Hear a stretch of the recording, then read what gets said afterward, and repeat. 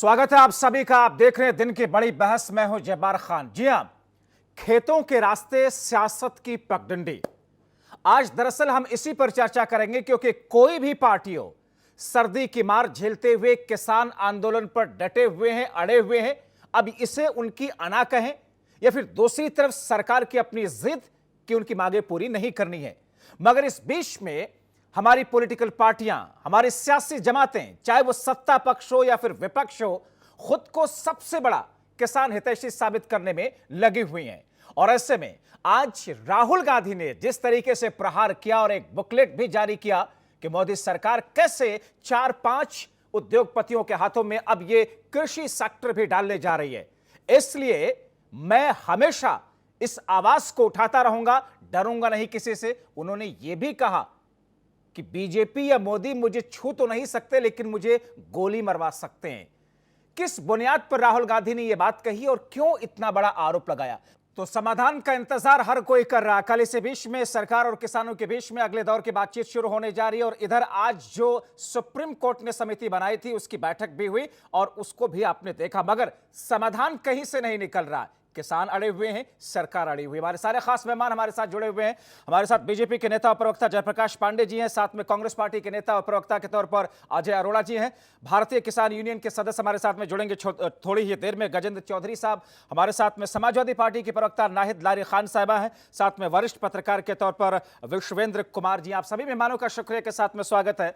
शुरुआत में आपसे ही अजय अरोड़ा जी करना चाह रहा हूं कि एक तरफ किसानों ने अपने आंदोलन के जरिए से सारी एनर्जी लगा दी कि सियासत हमारे आंदोलन पर हावी ना होने पाए, मगर कांग्रेस पार्टी लगातार और आज भी राहुल गांधी ने कहीं ना कहीं उस आंदोलन को हाईजैक करने की कोशिश की।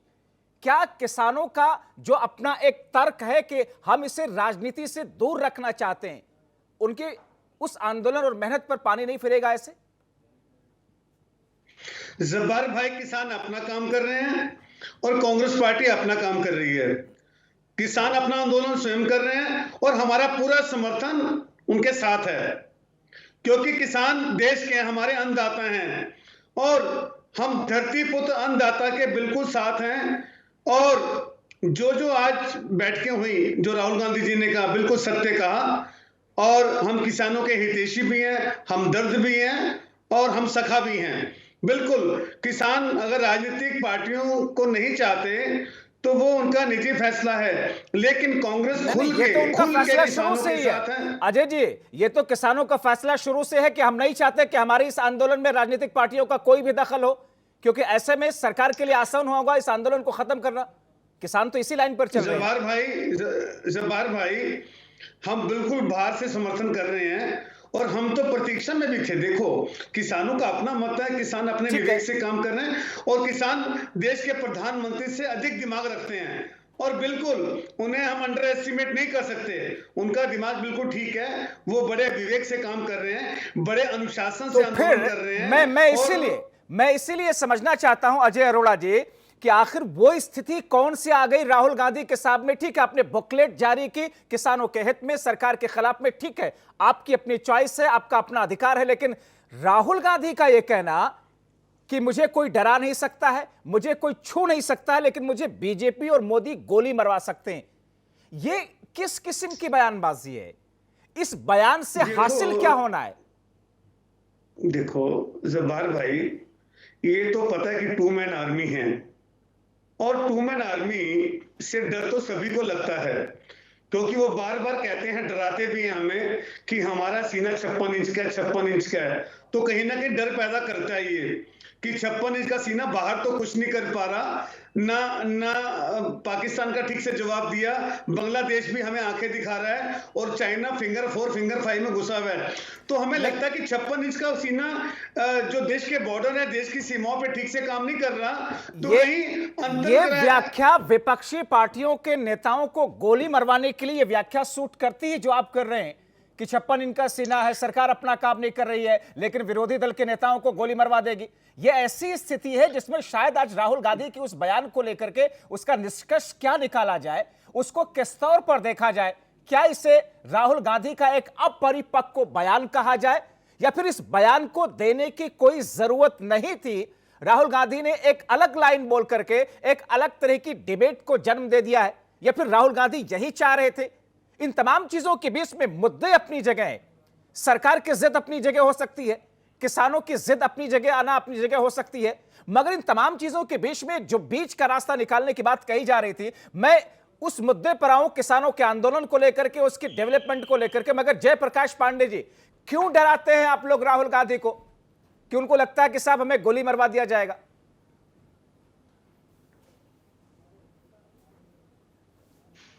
जब्बार भाई, यह तो आरोप ही हास्यास्पद है, चूंकि मोदी जी की जो सरकार है एक कार्यकाल पूरा कर चुकी है, और उस पूरे कार्यकाल में अगर देखिए तो कांग्रेस ही नहीं बल्कि जो भी विभिन्न प्रदेशों में क्षेत्रीय दल है उसमें किसी भी शीर्ष नेता पे राजनीतिक विद्वेष से राज्य प्रायोजित हिंसा की गई हो, उसकी मौत हुई हो, एक भी उदाहरण नहीं है। और ऐसा नहीं है, मोदी जी एक चूंकि गांव गरीब और पिछड़े वर्ग के साधारण व्यक्ति हैं जो सत्ता पे बैठे हैं, प्रधानमंत्री के रूप में सबसे ज्यादा अपमानित करने वाली टिप्पणियां कांग्रेस के शीर्ष लोगों ने उन पे करी है, जिसको सार्वजनिक मंच पे कहा भी नहीं जा सकता। और इसलिए ये आरोप हास्यास्पद। हाँ, इनकी सरकार जब थी तो कांग्रेस में इमरजेंसी लगाने के बाद कैसे कैसे नेताओं को निपटाया गया, कितना अत्याचार किया गया, तो शायद ये अभी उसी दुनिया में खोए हों। ये डिबेट इस पे नहीं है, लेकिन चूंकि आप अन्नदाताओं की समस्या जो किसान भाई सड़क पे हैं उस पे करा रहे हैं, तो उस पे मैं बता दूं कि अगर कांग्रेस आज उनके साथ है, किसान के साथ रहना खुशी की बात है, लेकिन जो हमारा मसौदा है तीनों बिलों का, उसकी आत्मा उदारवाद है। और उदारवाद का जन्मदाता कौन है जब्बार भाई? नरसिम्हा मिनिस्ट्री में मनमोहन सिंह ने ही इंडस्ट्री सर्विस सेक्शन को बाजार के हवाले किया था, एग्रीकल्चर उससे अछूता था। और मैं एक मुद्दे की बात बता दूं कि चलिए ठीक है कि ये कानून गड़बड़ है, ये मैं मान लेता हूं, लेकिन ये कानून अगर गड़बड़ है तो जो इस समय कानून कांग्रेस के दौर से सुरक्षित है, आज लागू है, उसने किसानों की दशा क्या कर रखी है? 6 लाख गांव है जब्बार भाई, 9 करोड़ किसान परिवार है, और ये सरकारी आंकड़ा है कि प्रति आधे घंटे में एक किसान आत्महत्या करता है। 2500 से अधिक किसान प्रतिदिन गांव की जमीन छोड़ के हिजरत करते हैं, शहर में जाते हैं, और शहर में कोई ऑर्गेनाइज पब्लिक सेक्टर की, देखिए भाई साहब, डिबेट करने की जरूरत नहीं है। मैंने आपको सुना, अगर के अलावा आपने बोला ये तीनों विधेयक ठीक नहीं है, ये अपने आकाओं के लिए हैं, ये कॉर्पोरेट लोगों के लिए हैं, जो बड़े बड़े अडानी अंबानी, उनके लिए कानून है, ये बोल दीजिए ना आप, इसमें कोई बुरा नहीं मानेगा। ये सबको दिख रहा है कि ये कानून किनके फायदे के लिए है।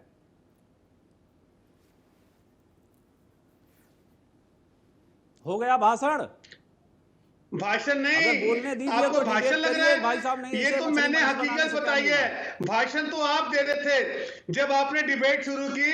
आपने प्रधानमंत्री बोल रहे हैं, लोगों ने सुन लिया, तो हमारा पक्ष सुनेंगे कि आप यहाँ आप बोलेंगे, हम बोलेंगे, सड़कों पे शर्म आनी चाहिए।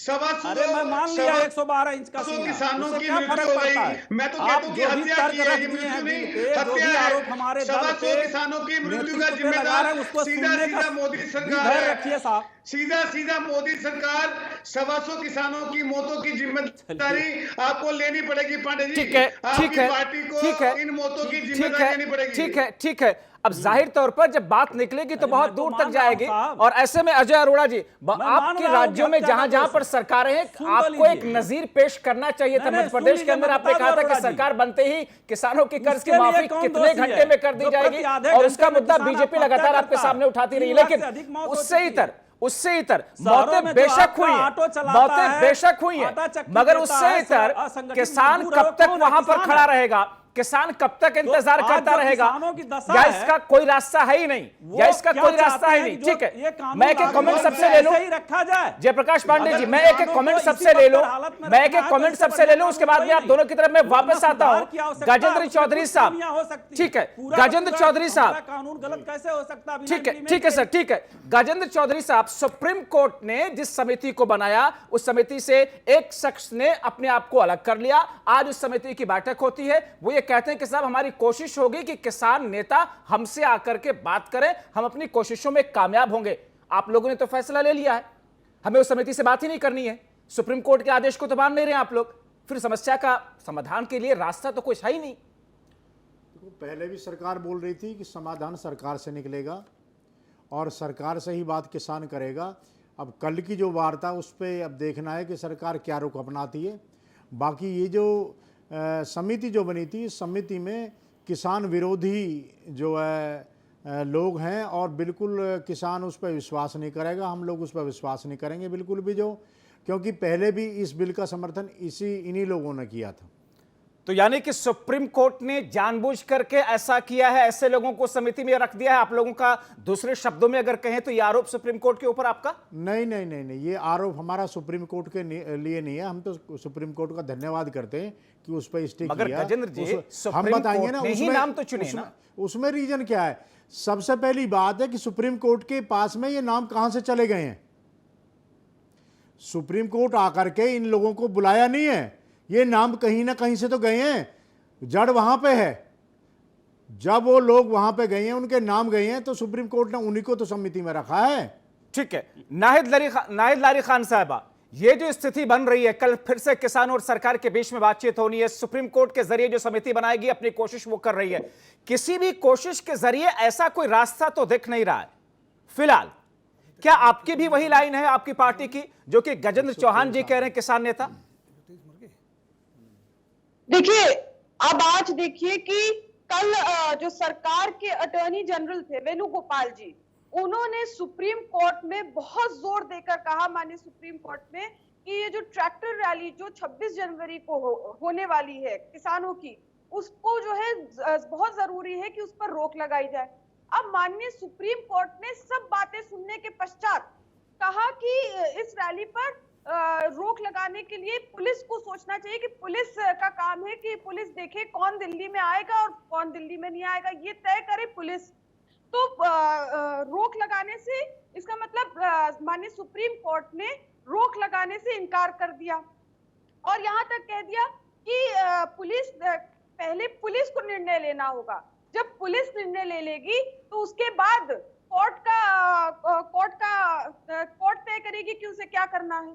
अब आप देखिए कि तोमर जी बार बार कह रहे हैं कि ये जो काला कृषि कानून सरकार लाई है, तोमर जी बार बार कह रहे हैं कि हम इसे किसी भी कीमत पर समाप्त नहीं करेंगे।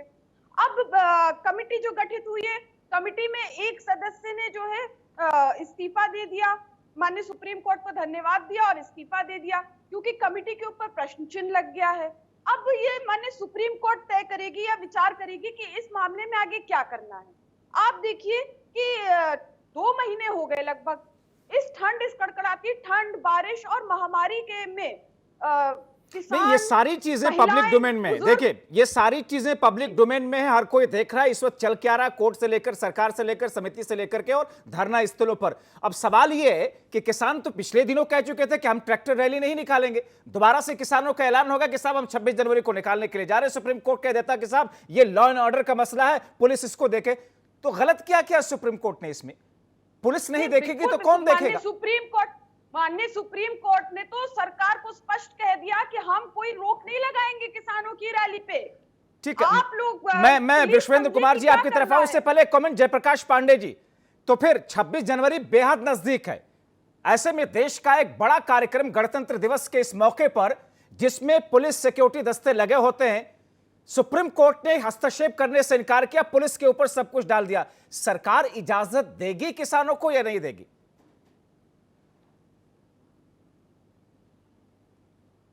देखिए जब्बार भाई, 26 जनवरी भारतीय जनता पार्टी का नहीं है ना सरकार का जी, वो राष्ट्र का है। बिल्कुल। और किसान भाई अगर तिरंगा लेके वो सोचते हैं कि जन चेतना फैलाएंगे या राष्ट्र गौरव को का एहसास कराएंगे तो खुशी की बात है, लेकिन अगर रैली शब्द लगा है तो रैली तो स्वाभाविक है कि या तो सत्ता के किसी नीति के खिलाफ भारत में आज तक हुई है या समर्थन में हुई है।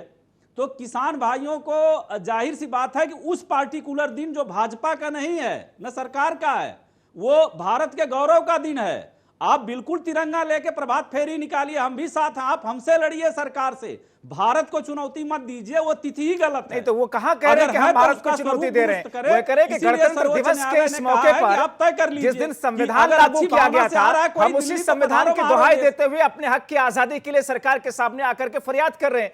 शक्ल ये होगी कि ट्रैक्टर हमारे साथ होंगे, हाथों में तिरंगे होंगे। नहीं, ये इससे दुर्भाग्य क्या होगा? सुनिए, संविधान सरकार के लिए लागू नहीं था, भारत को गणराज्य घोषित किया था। बिल्कुल। और उस दिन हमारे सेना का शौर्य और हमारी सांस्कृतिक विविधता की झांकी दिखाई जाती है। उस दिन जन चेतना के लिए कोई प्रभात फेरी हो सकती है, कोई कैंपेन हो सकती है, रैली, वो भी सरकार के अगेंस्ट, कतई वो अच्छा दिन नहीं है। आप दूसरे दिन सरकार का विरोध करिए, आपका लोकतांत्रिक हक है। ठीक है, लेकिन इस पर मैं अजय अरोड़ा जी आपकी तरफ आऊं। का विरोध करेंगे। ठीक है, गजेंद्र चौहान जी आप कुछ कहना चाह रहे हैं, जल्दी से अपनी बात रख दीजिएगा, मैं बहुत देर से जा नहीं सका हूं विश्वेंद्र जी के पास। मैं जयप्रकाश जी से बताऊंगा कि ये महापर्व है, ये बीजेपी का नहीं है, ये पूरे देश का है। और इस देश में सबसे जो ज़्यादा जो है कुर्बानी देने वाला वो किसान है, और किसान का बेटा जवान है। तो जो हमने जो बोला है, आप प्रभात फेरी की बात किया, हमने वो स्थल छोड़ दिया जहाँ पे अपना सेना के टैंक आएंगे, हमने आउटर रिंग रोड लिया है। और सबसे पहले आप लोगों से हमारी मांग है कि हमें तिरंगा पहुंचाइए।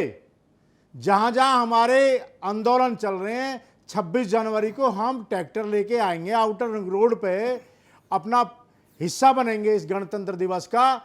क्योंकि हमारे बच्चे जो है सेना के जवान हैं, वो सरहद पर लड़ते हैं, और हमारे बच्चे वहाँ शौर्य दिखाएंगे, हम भी शौर्य दिखाएंगे। ये पर्व आपका नहीं है, कभी ये सोच रहे हो कि बीजेपी का पर्व है, ये पूरे भारत का पर्व है। नहीं, सुनिए चौधरी साहब, बहुत खुशी की बात है। सुनिए, भारत में जो 29 स्टेट हैं, आप अगर किसी पार्टिकुलर पंजाब स्टेट या हरियाणा स्टेट की रहनुमाई कर रहे हैं, तो पंजाब में कांग्रेस की सरकार है, भले भाजपा की हरियाणा में, आप प्रदेश सरकार, सबकी प्रक्रिया है। 26 जनवरी की परेड को हर राज्य की झांकी आती है, वहां आप संवाद कायम करिए। किसान निश्चित अन्नदाता है, और सबकी सरकार, हमारी हो या कांग्रेस की, आप परेड में आना चाहते हैं, झांकी में कौन नहीं आपको शामिल करेगा? खुशी खुशी आइए। लेकिन वो एक प्रोसेस है जो 1947-50 से चली आ रही है, तो आप उसका हिस्सा बन के आइए। क्योंकि ये हिस्सा बनना सरकार या किसी दल का नहीं है, आप भारत गौरव का प्रतिनिधित्व करेंगे तो खुशी की बात है। आप पंजाब इकाई में या हरियाणा इकाई में जिस भी प्रदेश के हैं, किसान एक झांकी के क्रम में एक किसान झांकी लेके आए, कौन उनका विरोध करेगा? जयप्रकाश जी, आज हमारा जो कार्यक्रम चल रहा है, जो हमारा धरना प्रदर्शन चल रहा है, वो दिल्ली के चारों तरफ है, और हमें दिल्ली के अंदर एंट्री करने से रोका हुआ। फोर्स पड़ी है, पीएसी पड़ी है हमें रोकने के लिए। अगर हम सहज भाव से जंतर मंतर पर जाके अपना बैठ जाते, ये नौबत नहीं आती। दूसरा सबसे बड़ी बात है, हमने आउटर रिंग रोड लिया है। हमने चैनल से भी, जो भी चैनल है, न्यूज़ चैनल, उनसे भी बोला है, और बीजेपी वालों से खासकर हमने मांग की है, हमें तिरंगा झंडा दीजिए। डंडे के ऊपर झंडा लगाएंगे और अपने देश को प्रणाम करेंगे, और चारों तरफ दिल्ली के हम अपने ट्रैक्टरों से। ठीक है, मगर इन तमाम चीजों के बीच में ये प्रोसेस फिलहाल तो होता हुआ दिख नहीं रहा। विश्वेंद्र कुमार जी, एक ऐसी स्थिति जहां पर सब कुछ रुका हुआ है, ऐसा लग रहा है कि शायद कोई रास्ता निकल आएगा। चूंकि बात ट्रैक्टर रैली की हो रही है, क्या इस रैली की अगर इजाजत सरकार और पुलिस दे भी दे, इससे किसानों का फायदा कुछ होगा, या इससे किसानों की मांगें पूरी होने की दिशा में कोई इनको अपनी जीत दिखेगी, या अगर इजाजत नहीं भी मिलती है तो इससे फर्क क्या पड़ना है? जब्बार भाई, ये खास बात है यहाँ पर ट्रैक्टर रैली की। किसानों द्वारा ट्रैक्टर रैली करने का सिर्फ एक ही कारण नहीं कि वो किसान आंदोलन कर रहे हैं जी। ट्रैक्टर का एक महत्व मुद्दा है कि 10 साल से पुराना ट्रैक्टर यहाँ से निकाल दिया गया पोल्यूशन के कारण से। प्रत्येक गांव में सैकड़ों ट्रैक्टर हैं, 90% जो ट्रैक्टर है वो 10 साल से ज़्यादा के हैं। तो किसान को दिखाई देता है कि इससे हमें बहुत भारी नुकसान होगा। यह भी एक बड़ा मुद्दा है किसान का, और वो एहसास करना चाहते हैं कि हम रैली अगर निकालते हैं ट्रैक्टर की, तो ये हमारा ट्रैक्टर कहाँ जाएंगे। इसी किसान के बहुत सारे मुद्दों में ये भी एक मुद्दा है कि वो देखे, एहसास करे कितने ट्रैक्टर हमारे हैं और जो हम सड़क पे आने वाले हैं। दूसरा, आपने कहा कि उनको आज़ादी मिल जाए झंडा फहराने की, या माफ़ी चाहूँगा, यात्रा करने रिंग रोड पर, तो इसमें कहीं गलती नहीं है। गौर करने वाली बात है, 55 दिन से आंदोलन चल रहा है। किसान ने बहुत ही तहजीब से, बहुत ही संस्कार से, बहुत ही हिम्मत से काम किया है। इतने लंबा चलने वाला आंदोलन, बहुत सारे झगड़े विवाद संभावित थे, लेकिन आज तक शांति प्रिय है। ये बहुत बड़ी बात है। जिस आंदोलन में 100 से ज़्यादा, बहुत ज़्यादा शहादत हो चुकी हो, उसके बावजूद भी किसान शांत बैठा है। ये हमारे देश के किसान का संस्कार कह लीजिए या सभ्यता कह लीजिए। लेकिन ऐसा नहीं कि वो किसान सड़कों को रास्ते रोके बैठा है, नहीं तो, नहीं, उसे तो रोका गया है। सरकार ने विश्वेंद्र जी, सरकार ने बलपूर्वक इस आंदोलन को खत्म करने के लिए कोई कोशिश भी तो नहीं की ना। सर कैसी बात करें आप, साहब देखिए, आप दिल्ली के जंतर मंतर या रामलीला मैदान किसानों ने मांगा था, सरकार ने रास्ते में रोक दिया। वेन्यू नहीं मिला वहां बैठने के लिए, वो एक अलग पहलू है। जिस जगह पर ये आंदोलन चल रहा है वहां से सरकार ने या पुलिस ने हटाने की कोशिश तो नहीं की ना।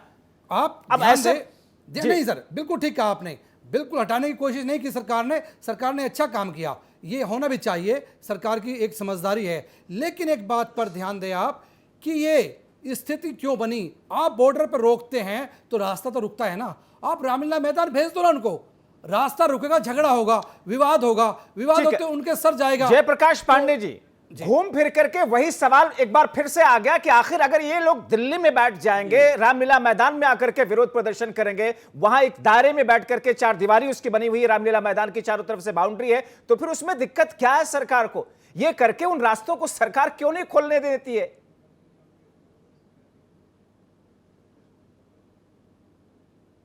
जब्बार भाई, आप अच्छी तरह से जानते हैं कि किसी भी सार्वजनिक स्थल पे सरकार की नीति का प्रतिरोध करने के लिए, सभा सम्मेलन रैली करने के लिए एक प्रशासनिक प्रक्रिया है। उसमें निश्चित है कि आपको संख्या, समय सब उल्लिखित करना पड़ता है, शासन देता है। किसान भाई, जाहिर है कि स्वतः स्फूर्त आंदोलन है, इसमें सैकड़ों संगठन है, एक केंद्रीकृत नेतृत्व नहीं है और न ही उस प्रक्रिया से कुछ सरकार से संवाद कायम किया गया। अब यह है कि संख्या अनिश्चित और चारों दिशाओं से, मैं पहले ही कहा कि स्वतः स्फूर्त आंदोलन है, पूर्व नियोजित नहीं है, तो फिर सरकार के पास विकल्प ही नहीं था। अगर ये गजेंद्र जी बैठे हैं, ये बता दें कि कोई भी एक केंद्रीय समन्वय समिति इनकी है जो सरकार से कही हो कि नहीं, हमारे इतने किसान भाई इन जगहों से आके यहाँ रामलीला मैदान में बैठेंगे, तो सरकार को लोकतांत्रिक आंदोलन करने की अनुमति देने में क्या दिक्कत है? वो समस्या ही नहीं है। सरकार की पूरी संवेदना किसान भाइयों से है। बस सवाल यह है कि जो हमारे कानून आए हैं उसमें कुछ खामियां हो सकती हैं, और वो जाहिर बात है कि राज्य का विषय है। तमाम प्रदेश की सरकारें कह चुकी हैं कि हम उसे खारिज करेंगे, संशोधित करेंगे, उस पे ये विचार होना चाहिए। लेकिन पूरा का पूरा खारिज कर दीजिए। पूरा खारिज करने का मतलब जो एग्रीकल्चर वेंटिलेटर पे बैठी है आज, वैसे रहने दिया जाए।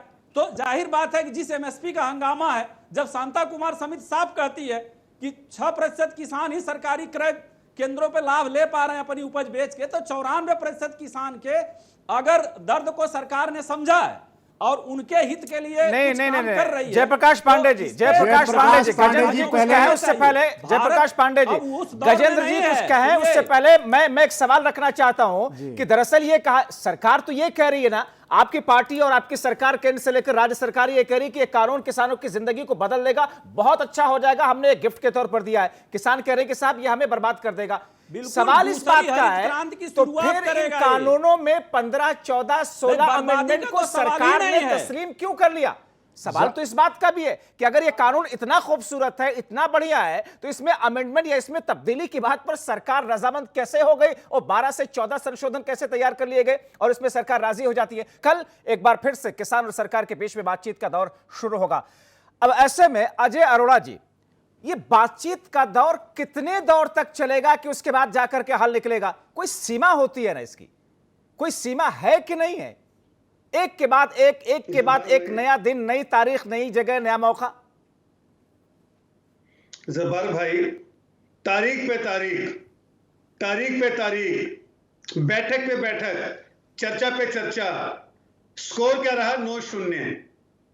सारी वार्ता फेल, क्योंकि सरकार की नीयत में फर्क है। सरकार करना नहीं चाहती। नहीं तो क्या जैसा आपके नेता राहुल गांधी ने यह कहा कि किसानों को थकाने की रणनीति है मोदी सरकार की, और किसान थकेगा नहीं क्योंकि किसान पीएम से ज्यादा समझदार है। आपके नेता यह कह रहे हैं, थका करके सरकार बैकफुट पर ढकेलने की कोशिश कर रही है।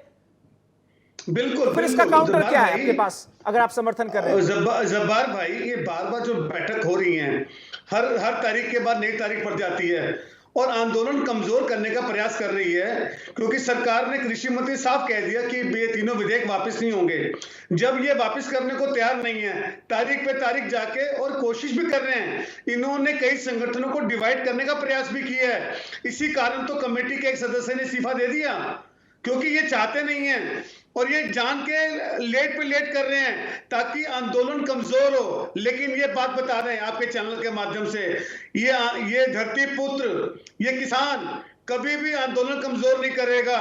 और आज जो अभी मैंने पूर्व सुना कि ट्रैक्टर रैली की जो बात कर रहे थे, अरे आज तो नारा उठता है जय जवान जय किसान। खुश होना चाहिए भारत के सरकार को, भारत के नेतृत्व को, कि जो नारा स्वर्गीय लाल बहादुर शास्त्री ने दिया था वो पूरा होने जा रहा है। नहीं तो अजय अरोड़ा जी, क्या मौजूदा वक्त की सरकार वही करे जो आपकी यूपीए की सरकार ने किया था रामलीला मैदान में, जब योग गुरु रामदेव वहां पर बैठे थे समर्थकों के साथ में, तो रात के 12 बजे लाठियां चलवा दी गई थी। ऐसे में क्या रास्ता क्या है? आप क्या वही रास्ता सुझा रहे हैं क्या बीजेपी को? नहीं, बीजेपी को तो हमने बड़ा अच्छा रास्ता सुझाया है। कुछ मत करें, प्रधानमंत्री जैसे टीवी में आते हैं, आपके R9 में आते हैं और मन की बात करते हैं, सुबह प्रातः काल या अभी डिबेट के बाद ही संज्ञान ले देश के प्रधानमंत्री, हमारे प्रधानमंत्री, और बोले बहनों भाइयों ये तीनों विधेयक वापस लेता हूं, किसान भाइयों आप घर जाओ, अपना काम करो और देश के विकास में योगदान दो, और जिस प्रकार से हमें अन्न देते हो उसी तरह से अन्न देते रहो। जी जी जी, नहीं ये मैं फिर बड़े विनम्रता से बता दूं अजय भाई कि ये तीनों कानून वापस कर लेने में कोई समस्या नहीं है। आज किसानों की दशा से आप अनभिज्ञ हैं शायद। अगर किसानों को इसी यथा स्थिति में छोड़ दिया जाए तो आप 100 मौतों की बात कर रहे हैं कि इसके दोषी सरकार है। और मैं अभी आपको बताया कि 3 लाख से अधिक जब से मनमोहन सिंह का उदारीकरण हुआ है, तो आपका कहना का मतलब किसानों में दिमाग नहीं है, तो किसानों में बुद्धि नहीं है। और सुनिए मैं बता दूं, किसानों पे आरोप लगा रहे हैं, उसके लिए किसान दोषी नहीं है, आरोप लगा रहे हैं भारत में किसानों में बुद्धि नहीं है। आप एक काम खराब कर रहे हैं, दिन रात एक तो आपने विधेयक वापस लिए, किसान प्रोडक्शन करता है, किसानों को मंदबुद्धि कहते हैं, किसान मंदबुद्धि नहीं है, हमारा किसान मंदबुद्धि नहीं है, जितना ऑस्ट्रेलिया का अपना भला उत्पादन है, स्वयं जानते तो हैं। अगर किसान हमसे ज्यादा समझदार है, हमसे ज्यादा बुद्धिजीवी हैं, स्टोरेज की उन्हें श्रृंखला अपना चाहते हैं, किसान का अन्न बर्बाद ना हो, फल सब्जी बर्बाद ना हो, फूड प्रोसेसिंग शुरू हो सके और जो सरप्लस एग्रीकल्चर प्रोडक्शन है उसका एक्सपोर्ट हो सके। तो नई कृषि नीति परम आवश्यक है, वरना जो यथा स्थिति है ये तो पूरे किसान परिवारों को, ये सुनिए ये रियल में कांग्रेस की जो पॉलिसी है वो, सुनिए वर्ल्ड बैंक की 8वीं जो रिपोर्ट थी उसमें यह साफ साफ कहा गया था कि पूरे किसानों को उदारवाद के बाद असंगठित मजदूर में तब्दील करना है, और कांग्रेस वही चाह रही है कि किसानों को यथा स्थिति में छोड़ दिया जाए। मैं तो कह रहा हूं जब्बार भाई, आप इसे मान लीजिए कि किसान कानून लागू नहीं हुआ तो आज की जो कृषि की हालत है उस पर चर्चा कर रहे हैं, क्या वो बहुत सुखद है, किसानों के लिए लाभप्रद है, हमारे कृषि प्रोडक्शन के लिए लाभप्रद है? जयप्रकाश पांडे जी सुनिए हमारी बात, आप जो ऐसा के तो सवाल ही नहीं है साहब। नहीं, पहली बात तो ये आपको बता दें, जो आप जनसंख्या वाला वो सगुफा छोड़ा था अभी, ये भारत का किसान है, और जिस टाइम इलेक्शन आता है ना, कोई भी सरकार कोई भी पार्टी हो, सबसे पहले इस किसान को ही देवता बना करके, भगवान बना के पूजती है।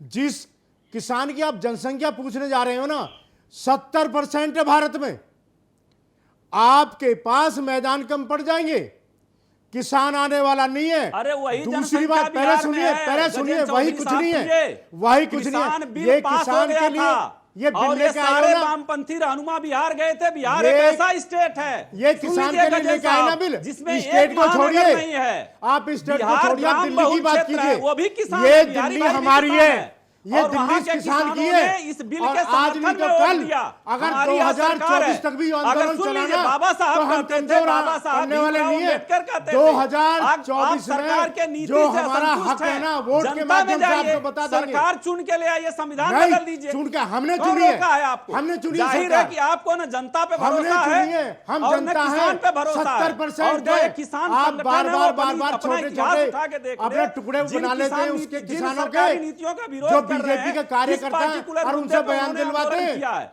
एमएसपी पे कानून देखिए, लेके आओ, चौधरी चरण सिंह का तीनों टिकट कानून वापस लो। फोटो लगा लेने से जो आज का नेतृत्व हो, किसान नेता नहीं हो सकता, क्योंकि आपको अरे किसान की हम हकीकत किसान ही नहीं कहाँ पता हैं? है। हम तो जब इलेक्शन देश होता का जब आपको 94% याद आते हैं किसान आपके पूरी तरह से 2024 मोदी जी में अगर की ये स्थिति किसान रही परस्त तो आपको नीतियों के बता साथ है। देंगे अगर जमीन ना बचेगी ना तुम्हारे नीचे कुछ भी नहीं बचेगा। अरे मैं कह रहा हूं भाई साहब, बिहार देंगे का चुनाव हुआ, 70% बिहार का चुनाव इस बिल मैं के कह रहा बाद हूं, हुआ। हमने और वो ऐसा प्रदेश है जिसमें 2013 में ग्रामीण आबादी ज्यादा है, एक 2013 महानगर में नहीं है। बीजेपी हमारे साथ खड़ी थी इस बिल के विरोध और में सुनिए, 2014 में, और हमने वही एक गलती वर्ग की। है अब जिसमें शायद ट्रैक्टर वाले, इसकी हार्वेस्टर आत्मा वाले भी बीजेपी हैं, की बैलगाड़ी बिल वाले भी हैं जो इसको साहब, वापस ट्रैक्टर करेगी। किराया पे भी लेके उस चलवाते टाइम हैं। तो वो जो विपक्ष ने बिल 94% को गरीब नहीं किसान पारित है, किया और आपने उसके ठीक है हित ठीक में है चला ठीक है रहा ठीक है है। ठीक है आपने तो ये आप डिबेट बात जरा कर डिरेल हो रही है और ऐसे में मैं विश्वेंद्र कुमार जी आपकी तरफ आ रहा हूं, नाहिल लारी खान साहब आपकी तरफ में आता हूं। विश्वेंद्र जी, ये जो स्थिति है, जयप्रकाश पांडे जी ये कह रहे हैं कि क्या इस बिल के पारित होने के बाद में जो चुनाव हुआ बिहार के अंदर, जिसमें वहां की जनता ने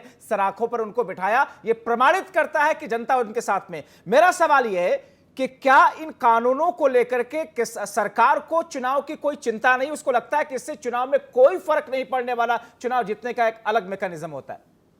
देखो, चुनाव में फर्क तो हर बात का पड़ता है, लेकिन राष्ट्रीय मुद्दा और एक क्षेत्रीय मुद्दा होता है। जब बिहार में क्या चुनाव हुए थे, बीजेपी को ऐसा लगता है कि इस विरोध की वजह से कोई असर नहीं पड़ेगा, कोई नुकसान नहीं होगा बीजेपी को चुनाव में, और इसलिए वो खामोश बैठी हुई? नहीं, ये गलत फहमियां हैं। कांग्रेस बहुत बड़ी पार्टी थी और आज कांग्रेस आपके सामने है, मैं उसके विषय में कुछ कहना नहीं चाहूंगा। फर्क सबको पड़ता है। कांग्रेस को जनता ने जवाब दिया। कल अगर भारतीय जनता पार्टी गलत करेगी, किसान के अहित में करेगी, नुकसान करेगी, तो भारतीय जनता पार्टी को किसान जवाब दे सकता है, कोई बड़ी बात नहीं। यहाँ पर मैं एक बात कहना चाहूँगा, वो प्रदेश के चुनाव थे बिहार, ये राष्ट्रीय मुद्दा है। यहाँ पर एक बात चल रही है कि हमें बहुत खूबसूरत नज़र आ रही है राहें, हमें बहुत खूबसूरत नज़र आ रही है राहें, सरकार कह रही है, लेकिन किसान कह रहा है तबाही की तरफ ले जा रही है अरे राहें, कृषि भाई साहब तबाही की तरफ राज्य ले जा का रही विषय है। है। लेकिन कृपया ध्यान आप दें, तो वरिष्ठ नहीं पांडे जी पत्रकार कृपया हैं, ध्यान आप दें, तथ्यवार ये बात मैं यहाँ करिए। पर कहना चाहूंगा, तथ्य की किसान बात बिल के करें, किसी बिंदु समाधान पे आपका बातचीत सहमति से है, निकलेगा, जो किसी की दशा दिशा के लेकिन प्रतिकूल है, सरकार को उस पे बात झुकना करिए। पड़ेगा, ध्यान देना होगा किसान को भी और तो सरकार बात को तो भी। सरकार कायम कर रही नरमी है। नहीं, पांडे जी आपकी बीच में नहीं बोला था, आप कृपया ध्यान दें। और अरे मैं हमारा पॉलिटिकल नहीं नेतृत्व तो हूँ, देखिए, मैं राजनीति संगम का नहीं हूँ, के आप किनारे पॉलिटिकल भी है, आप जाता कृपया है तो वाल्मीकि समाज का पैर अपने मौके पर प्रक्षालन बोले, करता है। आप राजनीतिज्ञ ये, है, सुनिए, अपने हमारा मौके पर बोले नेतृत्व कृपया। मोतियन जोश का नहीं है, देश न का जवाहरलाल नेहरू की तरह पांडे जी, टेनिस कपड़ा पांडे जी, धुलवाने जब वाला। आपका नंबर आएगा, वो जब गांव बोलना आप, गरीब किसान, कृपया उस समय सबसे बोले। छोटे वर्ग का जब बेटा बार है, भाई, जयप्रकाश जी, देश सुन का लीजिए। समाधान, विश्वेंद्र जी को जी। समस्या जो देश की समस्या है, इसका समाधान बड़ी समस्या है, छोटी नहीं है। बहुत सारे मुद्दे किसान के हैं, किसान का दर्द है। मैं यहां बता दूं खास बात आपको, ये वो दर्द है, ये वो किसान है जो घाव लगने के बाद जब खेत में काम करते हैं विश्वेंद्र जी, रात को और दिन में। क्या दिक्कत यही है? सरकार को यह लगता है कि हमने जो दिया वो दर्द को दूर करने की एक दवा है। किसान ये कह रहा है कि हमारे दर्द को सरकार बढ़ा रही है। सरकार ये कह रही है कि किसानों को विपक्ष ने भ्रमित कर दिया, हम दवा दे रहे हैं और किसान को उससे दर्द बताया जा रहा है। नहीं सर, मैं स्पष्ट कर दूं यहाँ जब्बार भाई, ध्यान से सुने। एक तो ये छोटा घाव नहीं है, ये वो किसान है जो खेत में जब घाव लगता है, चोट लगती है, उसमें मिट्टी लगा के ठीक कर लेता है। कुछ बड़ा घाव तो है जो साफ दिखाई देता है, इतनी बड़ी ठंड में, बरसात में, दिल्ली के बॉर्डर पर पड़ा हुआ है, ये मानना पड़ेगा। दूसरा जो विषय है, ये खास बात ध्यान दे, दूसरा विषय जो है कि एमएसपी की बात की थी मेरे पांडे जी भाई ने। एमएसपी का मिनिमम प्राइस क्यों नहीं घोषित करते आप मिनिमम प्राइस कर दीजिए। एक तरफ आपने मिनिमम नहीं किया, दूसरी तरफ आपने भंडारण खोल दिया। भंडारण से इतना जो व्यापारी हो, वो बड़ा व्यापारी समिति की खूब सदन में रिपोर्ट पेश हुई थी, उसमें पांडे कहा जी, गया था कि अगर केवल आप 6% बीच में ना किसान बोले तो सरकारी ये क्रय ठीक केंद्र नहीं पे है। जाते हैं। आप ना बोले तो किसान समझ जाहिर सी जाएगा। बात है कि जब इससे ही आप 94% किसान को भ्रमित किसान कर रहे बाजार हैं। से ही जुड़ा है आप किसान और को ये बाजार से भ्रमित लाभ कर रहे की हैं, स्थिति बीच में में बोल उसे ले करके जाया जा रहा है। गलत तो मैसेज उसमें दे रहे क्या हैं, समस्या? आप जिससे MSP को जनता नहीं गलत ले मैसेज रहे जा हैं। रहा जयप्रकाश है। आज पांडे उसकी जी, हकीकत पांडे है जी, वो आपका सारे मैसेज कानून गलत जा रहा नहीं, है। नहीं, आपको आपने जनता बिल्कुल जवाब ठीक देगी, कहा, इसलिए बात आपने आती है। बिल्कुल ठीक कहा कि कृपया महज ध्यान दें। 6% मैं के भाई आसपास ही एमएसपी पर सरकारी खरीद होती है किसानों की। क्या उसे बढ़ाने के बजाय उसको निष्क्रिय कर दिया जाए ये बेहतर होगा, नहीं या सर। उसको विस्तार दिया जाए जयप्रकाश पांडे जी कि 6% के बजाय उसे भाई साहब 96% सुनिए, किया भाई जाए। बहुत अच्छी बात है। जब्बार भाई तो मैं बताता यहाँ हूं, मैं विरोध बताता हूं, प्रदर्शन मेरी के बात बजाय पूरी होने दे। अलग-अलग प्रदेशों भाई में ममता मिनिमम प्राइस दीदी कर दो ना हैं, उनका, राजस्थान में उनको कांग्रेस की मिनिमम प्राइस सरकार फिक्स है। कर दो, अगर ताकि ये इससे लोग कम में नहीं किसान बिकेगा। हितैषी, हम किसान तो विरोधी उसको करें हैं, आप, तो ये ताकि एक मिनिमम ऐसा प्राइस होगा, मैकेनिज्म 2000 का आज 1200 डेवलप बिक रहा करके है, दिखाते 800 बिक रहा मिसाल है, पेश क्यों करते ऐसा हो रहा है? कि नहीं चाहे इस धान पार्टी हो, गेहूं हो, कृषि तो चाहे राज्य मक्का का हो, विषय है। तो किसान आप दुखी है ना। एक मॉडल ले ऐसा नहीं है आते किसान कि नहीं, नहीं, भाजपा सवाल ये है कि शासित जो केंद्र मजाक में की जा रही है बड़ी किसान सवाल और ये है कि कांग्रेस केंद्रीय या सरकार ने, सपा केंद्र की का सरकार ने दौर जब रहा है, कानून बनाया बसपा की उसमें सरकार उस रही चीज है, को ममता दीदी लीगल है। गारंटी राजस्थान एमएसपी में की अगर कांग्रेस कानून में किसी शामिल स्टेट कर में लिया बता जाए दीजिए तो शायद कि इतना MSP विरोध का ना हो रहा वैकल्पिक होता। ढांचा ठीक है, ऐसा बनाओ नाहिद लारी जिसमें खान साहब, किसान ठीक है, 100% परिधि में आया हो। ठीक है, नाहिद जब्बार लारी भाई जी, अगर जाए तो जवाब दे दूं। अब मैं आपकी तरफ आ रहा हूं, नाहिद लारी जी, ये जो स्थिति बन रही है और जिस मुद्दे को लेकर के अभी गजेंद्र चौधरी जी और विश्वेंद्र जी कह रहे थे कि दरअसल किसानों ने 2024 तक की तैयारी कर ली है, मगर जिस पर जयप्रकाश पांडे जी कह रहे थे कि बिहार के चुनाव के नतीजे ये प्रमाणित करते हैं कि जनता इससे हताश नहीं है, परेशान नहीं है। क्या बीजेपी को ऐसा लगता है कि जनता उनके साथ में है, इस कानून को लेकर के भी किसान उनके साथ में खड़े, मतलब चुनावी डर बीजेपी को नहीं है इसीलिए वो अड़ी हुई है? जब्बार जी, विद ड्यू रिस्पेक्ट, अगर आप बुरा ना माने तो मैं एक बात कहना चाहूंगी कि आपको बेहतर होता, मैं आपकी बहुत रिस्पेक्ट करती हूँ लेकिन आज मैं मजबूर हूँ इस वक्त कहने के लिए कि बेहतर होता कि आप एक डायरेक्ट इंटरव्यू पांडे जी के साथ करते, बजाय इसके कि डिबेट का शक्ल देखकर इतने नहीं लोगों जी, को नहीं जी, बिठाया। नहीं, आपने आधे से ज्यादा डिबेट आपको पास हो वक्त गया कम है। मिला, देखिए आपको आधे वक्त से कम ज्यादा मिला है, वक्त पास मैं उस हो चीज पास को हो गया महसूस है। कर रहा हूं, आपको वक्त बहरहाल, कम मिला है, लेकिन मैं कोई आपको बात पूरा नहीं। वक्त दे रहा हूं जी, अपनी बात नहीं, रखिए। कोई बात नहीं। देखिए, जब लोक और तंत्र में थन जाए तो लोकतंत्र के सम्मान में और लोकतंत्र को बचाने के लिए तंत्र को ही पीछे हटना पड़ता है, लोक पीछे नहीं हटता है, इसमें कोई शर्मिंदगी नहीं। और रही बात बिहार की, तो बिहार की जो ये बात कर रहे हैं, तो बिहार चुनाव में तो मोदी जी ने हाथ जोड़ जोड़कर जनता से वोट की अपील की थी और वहां नौजवान पिछड़े वर्ग के नौजवान नेता तेजस्वी यादव जी को पानी पी पी कर कोसा था। तो रिजल्ट क्या हुआ? इसका रिजल्ट ये हुआ कि वहां की सम्मानित जनता ने तेजस्वी यादव जी की पार्टी को 8% वोट भी ज्यादा दिया, उनकी सीटें भी ज्यादा आई और एक वो बड़ी पार्टी के रूप में उभर कर आए। ये अलग बात है कि वहां नीतीश जी ने ठीक है, बीजेपी से गठजोड़ कर आपस में जो है तीन तिगड़म कर 5-6 सीटों में बढ़त बनाई और वहां सरकार बना ली। यही हाल अभी उत्तर प्रदेश में हुआ। उत्तर प्रदेश में बनारस में मोदी जी के संसदीय क्षेत्र वाराणसी में 1 महीना पहले, अभी 1-1.5 महीना पहले मैं खुद भी वोट कर आई हूँ। 1 दिसंबर को जो है एमएलसी का चुनाव हुआ था। सुनिए, एमएलसी तो उन दोनों छोड़िए, सीट पर विधानसभा का उपचुनाव हुआ था, आपके राष्ट्रीय अध्यक्ष जी मारे डर के प्रचार करने नहीं गए। जयप्रकाश जी सुन लीजिए जरा, क्या हाल रहा सपा का? जयप्रकाश जी, नाहिद जी बोलिए। नाहिद जी अपनी बात रखें, आप अपनी बात रखें, वो खामोश हैं। देखिए, तो वहां पर मोदी जी के संसदीय क्षेत्र एक सीट पर इनके सपा के डर के मारे हिम्मत नहीं हुई लड़ने की, इंडिपेंडेंट को सपोर्ट किया और दूसरी सीट पर ये लड़े। दोनों सीट पर भारतीय जनता पार्टी की बुरी हार हुई, मोदी जी की बुरी हार हुई और दोनों सीट पर समाजवादी पार्टी के माननीय राष्ट्रीय अध्यक्ष माननीय अखिलेश यादव जी और माननीय डिंपल यादव जी के अपील पर वाराणसी के सम्मानित जनता ने उनकी अपील को स्वीकारा और समाजवादी पार्टी के दोनों उम्मीदवारों को भारी मतों से जिताया और वहां मोदी जी को नकारा। मोदी जी की धरती उनके संसदीय क्षेत्र से खिसक चुकी है। ये समझिए किस बात के नेता मोदी जी, उनकी तो धरती अपने संसदीय क्षेत्र से खिसक चुकी है। उप मुख्यमंत्री इलाहाबाद 18 साल से वहां जो है काबिज थी बीजेपी, वहां भी एमएलसी इलेक्शन में हारी और सपा जीती। गोरखपुर में मुख्यमंत्री का क्षेत्र, हालांकि वो उत्तर प्रदेश के रहने वाले नहीं, वो तो चीन के बॉर्डर के रहने वाले हैं। बहरहाल गोरखपुर में सपा के डर के मारे इनकी हिम्मत नहीं हुई चुनाव लड़ने की। तो यहाँ बात चुनाव की नहीं है, नहीं, मेरा सवाल क्या था नाहिद जी, मेरा सवाल वो नहीं था। मेरा सवाल ये था कि बीजेपी को इस मुद्दे की बुनियाद पर, किसानों के आक्रोश की बुनियाद पर चुनावी डर महसूस नहीं हो रहा है।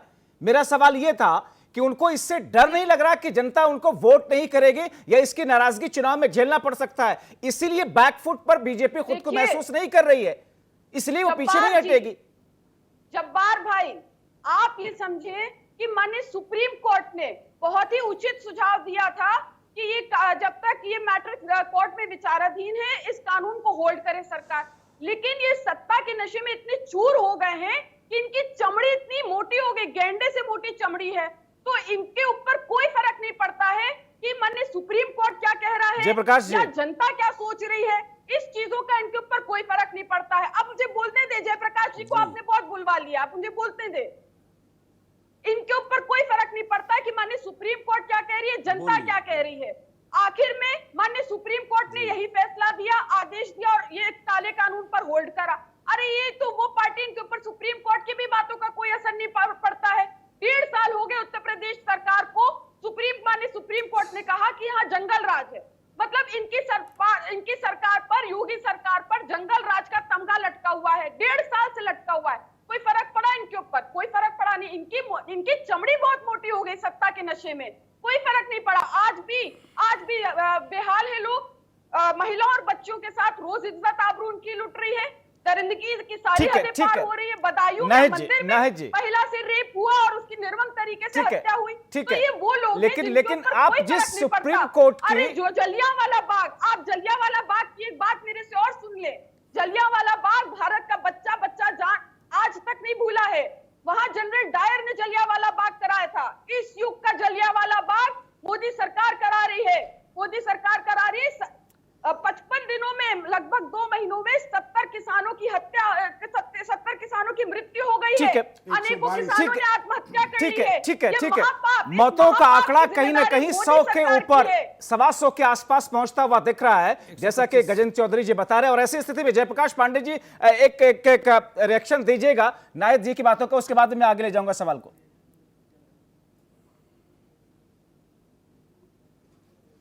देखिए, नाहिद जी का जो ये आरोप था, कुछ तो बड़े हास्यास्पद मतलब आरोप थे। जैसे इन्होंने कहा कि योगी जी यहाँ के रहने वाले नहीं हैं, चीन के बॉर्डर के हैं।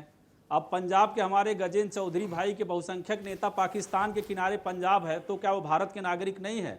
भारत का संविधान उन्हें अनुमति नहीं देता कि वो देश के किसी भी सूबे में राजनीतिक मतलब रूप से चुनाव लड़ सके या सार्वजनिक पद। सुनिए, आप तो अभी कह रही थी कि बोल रहे थे, तो ऐसी डिबेट आप नहीं करती है। चिल्लाना तो हमें भी आता मोहतरमा।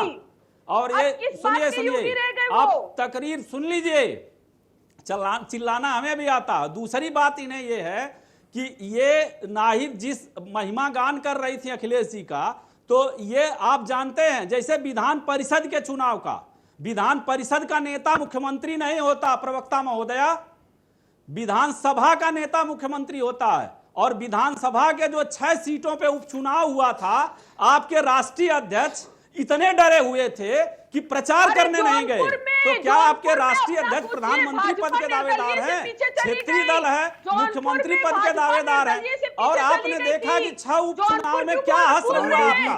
कांग्रेस 2 सीटों पे आपसे आगे थी, कहीं बसपा फाइट दे रही थी। तो आप किसान को लेके आओ भाई, कांग्रेस के आप तो वोट मांगने की राजनीति कर रहे हो। आप सब कुछ करके देख लिए, उनको जनता ने नकार दिया और वो आभासी दुनिया पे आक्रामकता दिखाते हैं। पांडे जी किसान के बारे में बोलेंगे नहीं बोलेंगे? आप किसान के बारे में बताइए। आप लेते हो डिबेट को, विपक्ष की तरफ खींच लेते हो। बिल्कुल, मैं तो चाह ही रहा हूँ, सुन लीजिए, बिल्कुल किसान की ही समस्या की चर्चा। हाँ, तो किसान की समस्या की चर्चा करो। ये तो विषयांतर कर दिया। जो आपने बिहार के बारे में बताया है, देश ही नहीं मानती है, उनके हिसाब से पंजाब और लद्दाख उत्तरांचल भारत के हिस्से ही नहीं है। तो ये तो सपा की सोच है, वो कह सकती है। अरे आपकी सोच क्या है पांडे जी? किसान के विश्वेंद्र कुमार जी, ठीक है जी, आज के डेट में जो किसान की व्यवस्था है, जो कानून लागू है, ये कानून हटा दीजिए आप। तो क्या आप ये मानते हैं कि नहीं, ये स्वर्णिम व्यवस्था है, किसान की दशा अच्छी बनाने के लिए कोई सुधार की आवश्यकता नहीं है? नहीं, जयप्रकाश पांडे जी वो ये कह रहे हैं कि इन कानूनों को रोकना चाहिए था सरकार को, बजाय इसके कि सुप्रीम कोर्ट इस पर रोक लगाती तब तक के लिए, जब तक कि समिति की रिपोर्ट नहीं आ जाती है। सवाल यह है कि क्या इसको रोक करके दूसरा कोई कानून इसमें अमेंडमेंट के बाद लाएगी? इस पर तो सरकार तैयार नहीं है, शुरू से लेकर सरकार का ही स्टैंड है। अब ऐसे में विश्वेंद्र कुमार देखिए जी, जब्बार भाई, सरकार जो होती है, जो भारत में सरकार गठित होती है, वो भी उसके जो सांसद रहनुमा होते हैं, सर्वोच्च पंचायत हो, वो सबसे ज्यादा ग्रामीण क्षेत्र से ही चुन के आते हैं। ठीक बात आप कह हमारी रहे हैं। सरकार रहे या किसी आप की ठीक रहे, बात कह रहे हैं विश्वेंद्र तो कुमार ये जी। अपेक्षा तो रहती ठीक है कि विश्वेंद्र कुमार जी, कल एक और दौर की बातचीत होने जा रही है। किसी सांसद को, किसी विधायक को, ठीक है गजेंद्र साहब, मैं आपकी तरफ आ रहा हूँ, अजय अरोड़ा जी जरा शांति रखिएगा, हम लोग इस चर्चा के बिल्कुल आखिरी हिस्से में हैं। ऐसे में विश्वेंद्र जी, ये जो स्थिति है, कल एक और दौर की बातचीत होगी, दूसरी तरफ जो सुप्रीम कोर्ट के जरिए समिति है वो अपना काम तेजी से आगे करने की कोशिश करेगी, मगर क्या उस समिति को कोई भी कामयाबी मिल पाएगी? ऐसी स्थिति में वो समिति जो रिपोर्ट सौंपेगी, उस रिपोर्ट के आधार पर तो सुप्रीम कोर्ट कोई फैसला लेगा। होने क्या जा रहा है? देखो, सबसे पहली बात तो समाधान तो बातचीत से ही निकलना है जब्बार भाई। पहली बात, उस समाधान के लिए बातचीत होना बहुत जरूरी है समय समय पर। समिति की बात रही, उस समिति पर किसान इसलिए विश्वास नहीं कर रहा है कि 4 मेंबर चुने थे और चारों के पिछला इतिहास उठाया, वो पहले समर्थन कर चुके हैं। ये किसान का विषय है, वो अपने सामने रख चुका है। दूसरा, किसान के विषय में एक बात जरूर कहेंगे, किसान वास्तविक जो अन्नदाता है, शांति प्रिय आंदोलन कर रहा है 55 दिनों से, पूरी ठंड में पूरा परेशान नहीं है, विश्वेंद्र जी, बरसात क्योंकि इस में। चर्चा के आखिरी हिस्से में मैं ये समझना चाह रहा था, नहीं, यहाँ पर किसान क्या उस समिति के पास जाकर अपना विरोध दर्ज करा करके वापस आ जाते? समिति अपनी रिपोर्ट में इनके विरोध को कोट करती सुप्रीम कोर्ट के सामने। अब वो समिति अगर किसान नहीं जाते उनसे बात करने के लिए, क्या रिपोर्ट सौंपेगी? और अगर उसी रिपोर्ट के आधार पर सुप्रीम कोर्ट कोई फैसला लेता है तो क्या ये किसानों के हित के लिए सही होगा? नहीं, ये किसान के हित में नहीं होगा। बेहतर होता कि समिति की बात सुनी जाती है, चर्चा होती है, अच्छी बात थी, लेकिन किसान उस पर क्यों मना कर रहा है, उनका अपना विषय है। वो कह चुका है, लगातार हमने बहुत सारे इंटरव्यू किए हैं, उनसे वार्ता हुई है, तो उन्होंने कहा ये समिति के जो सदस्य है 4 के 4 वो कहीं ना कहीं एक पक्ष का समर्थन करते हैं। ये उनका भय है, डर है कि वो ऐसा फैसला आएगा वो हमारे हित में नहीं होगा। दूसरा, 2 बात यहाँ पे कहना चाहूँ जब्बार भाई, कि एमएसपी की जो बात चलती है ना, यहाँ ध्यान दिया जाए, एमएसपी की मिनिमाइज जब हो जाएगा, आधा झगड़ा खत्म हो जाएगा, किसान आपको मान लगता जाएंगे। है कि कोई भी सरकार एमएसपी देने पर सभी को तैयार होगी? ये तो किसी भी सरकार के लिए संभव हो ही नहीं सकता। संसद के अंदर दिया गया एक बयान एक मंत्री का कि अगर एमएसपी देने लग जाएंगे तो महंगाई बहुत ज्यादा बढ़ जाएगी, क्योंकि हमें सब कुछ सारा गल्ला किसानों का खरीदना पड़ जाएगा। सर एक बात बताओ ना, एक तरफ अगर आप कारपोरेट के लगातार बहुत बड़े बड़े आप 8,75,000 करोड़ का कर्जा माफ अभी करते हैं, तो वो है ही कितना किसान का भाई? अगर वो मिनिमाइज कर दिया जाता है ठीक है, तो किसान की मेहनत है जब्बार भाई, किसान की मेहनत है, वो उसको मिलनी चाहिए, उसका फल है उसका, वो उसका ऐसा नहीं कि वो अंधकार है या सब ऐसा चलेगा। तभी तो लड़ाई है कि उसका हक है मिनिमाइज। जब एक तरफ तो एमएसपी कर रहे हैं आप, तो उसको फिक्स कर दो मिनिमाइज, आधा झगड़ा खत्म हो जाएगा, ये पूर्ण विश्वास है हमें। और अन्यथा भंडारण का जो रास्ता खुला है, बड़ा ये तो बड़ी दूर की कौड़ी लग रही है, ये तो बड़ी दूर की कौड़ी लग रही है, क्योंकि अगर एमएसपी ही सरकार निर्धारित कर देगी, उसको उसकी लीगल गारंटी कानून में दे देगी, तो फिर सरकार ने जिस बुनियाद पर कानून बनाया उसका कोई हासिल ही नहीं होगा। मैं बताता हूं उसमें जब्बार भाई जो आप बता रहे हैं ना, एमएसपी के बारे में जो बता रहे हैं, एमएसपी पे 6% खरीद फरोख्त होती है, सरकार खरीदती है, लेकिन जो 94% जो दलाल है ना, अब ये छोड़े हुए हैं, जिनके करीब 6,000 स्टोर बन चुके हैं, ये खरीदेंगे एमएसपी पे आधे रेट पे, और ये उसके बाद में अपने मनमाने रेट से बेचते हैं। इसके लिए किसान ये कह रहा है कि एमएसपी पे कानून की गारंटी तो सवाल ये है कि सरकार तो नहीं तैयार है उसके लिए ना। दूसरी बात जवाहर भाई, सरकार तो इसके लिए तैयार नहीं होगी, कभी तैयार नहीं होगी। आपसे सवाल करता हूं ना, जब 9 और 10 रुपए के हिसाब से 1,900 के हिसाब से अभी धान बिका और एमएसपी 1868, आपको क्या 10 रुपए या 15 रुपए चावल मिला या किसी मजदूर भाई को मिला? नहीं मिला। तो ये पैसा जाता कहां है? किसान का घर बर्बाद हो गया, वो आत्महत्या करेगा, क्योंकि 850 में उसे पड़ रहा है। सरकार से यही तो गजेंद्र चौधरी यार, दूसरी बात बहुत सिंपल सा सवाल है जो बार बार पूछा जाता है कि तमाम सरकार इन जो तमाम सेक्टर्स को अपने प्रोडक्ट्स की कीमत तय करने के लिए उनके मशवरों को शामिल किया जाता है, उनको अधिकार होता है। किसानों के सेक्टर में, कृषि के क्षेत्र में ये चीज क्यों नहीं ला सकती है सरकार? आज से 20 साल पहले भी गेहूं 1,000 रुपए क्विंटल बिकता था, 1,200 रुपए क्विंटल बिकता था, आज 1,800 रुपए एमएसपी, 1,900 रुपए एमएसपी है। इतना ही फर्क, जबकि डीजल पेट्रोल की कीमत में तो जमीन आसमान का डबल का फर्क आ चुका है सर। जवाहर भाई, एक बार सरकार गई थी ना प्याज के ऊपर, याद है आपको? सिर्फ इस एमएसपी का फड्डा इतना बड़ा है और सरकारें समझती है, ये सरकारें नहीं जाएंगी अगर वक्त एमएसपी खत्म हो रहा कर दी जाए। वक्त खत्म हो रहा है। जयप्रकाश पांडे जी, जयप्रकाश पांडे जी, देखिए जब्बार भाई, जिस समिति के दो प्रश्न थे गजेंद्र जी के। एक तो समिति के सदस्यों पे इनको विश्वास नहीं है, तो ये गांधी जी से ही प्रेरणा ले लें। गांधी जी कई सरकारी समितियों का विरोध करते थे, तो सभी किसान संगठनों को एक मंच पे ले आए, सर्वोच्च न्यायालय के सामने साझा ऐसे सर स्वीकृत चेहरा ले आए किसान उस का, गांधी जी कि को नहीं, ये आप हमारे याद कर सदस्य लो। बिल्कुल विरोध के लिए विरोध न सपनों करें, में। रचनात्मक हल निकालें। पांडे जी, उस दूसरी गांधी जी को आप बात भी याद यह है करो। कि जिस एमएसपी का और हंगामा हम बरपा तो है, तो कृषि ये मंत्री का जान लीजिए धन्यवाद कि देंगे कि उन्होंने जो अड़ियल रुख कम्युनिस्ट अपनाया व्यवस्थाओं है, में किसान भी ने जो अभी नहीं गल्ला बाजार अपनाया, है, लेकिन अब उसके दाम किसान सरकार मजबूर होगा निश्चित अड़ियल नहीं रुख कर अपनाने सकती के है। लिए। हल ये है कि किसान की लागत कम की जाए, और किसान के कृषि उपज की लागत कम करने के लिए भाजपा सरकार रूट लेवल पे काम करी है। आपने क्योंकि डीजल अगर कम आप किया उत्तर प्रदेश उसका, की बात करिए, आपने 10 सालों उत्तर में प्रदेश इंजन और बुंदेलखंड ट्रैक्टर को लेके छोड़ आए। के ग्राउंड वाटर हर जगह है। अगर डीजल से ट्यूबवेल चलेगा तो जाहिर है कि 35% महंगा होगा, और भाजपा सरकार हर गांव में 18 घंटे की विद्युत आपूर्ति करके ये सुनिश्चित करी चलिए, है ये कि विषय 35% ऐसा है जिस पर जितनी चर्चा की जाए, जितनी भी चर्चा की जाए बहुत कम है, और ये उस वक्त तक चर्चाएं चलती रहेंगी जब तक कि इस पर कोई फैसला नहीं हो जाता है। मैं आ नहीं सका अजय अरोड़ा जी, आखिर में आपकी तरफ आप सभी मेहमानों का बहुत शुक्रिया। मुझे यहीं पर इस कार्यक्रम को रोकना पड़ रहा है, वक्त यहां पर खत्म हो रहा है। सवाल यह है कि क्या सरकार ने अगर ये ठान रखा है कि हमको वापस तो नहीं लेना है, किसान ने ये जिद कर रखा है हमें तो वापस कराना है, फिर ऐसे में समस्या का समाधान तो कोई रास्ता फिलहाल दिख नहीं रहा है।